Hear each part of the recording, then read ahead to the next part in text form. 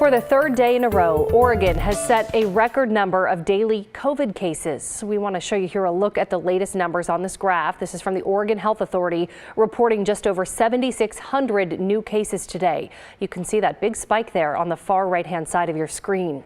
Hospitalizations are up just slightly. There are 588 people now in the hospital around the state with the virus. It's still a significantly lower number, though, than the Delta surge that we saw last year, but health officials are concerned.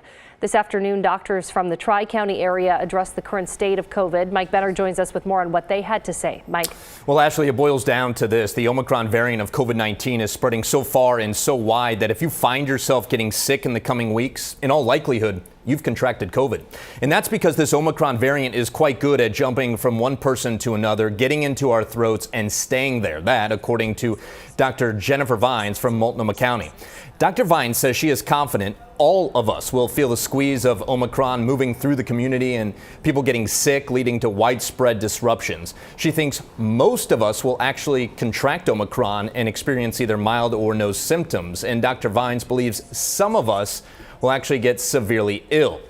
By no means did our Tri-County health officials paint a pretty picture. They say Omicron is taking a toll on the health system. In fact, at one point yesterday, one ER in the Portland metro area was physically out of space. All of this begs the question, should we put in place those old restrictions like no indoor dining? I would not anticipate any mandates to limit gathering sizes or close any particular venue or business. But I am encouraging those who have events planned to consider the current state of COVID, consider postponing or moving to online if that's possible.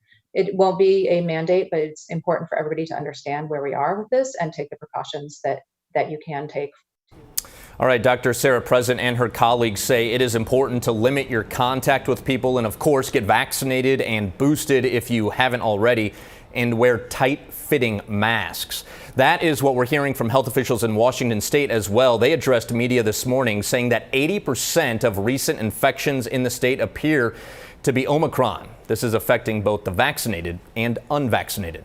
Ashley?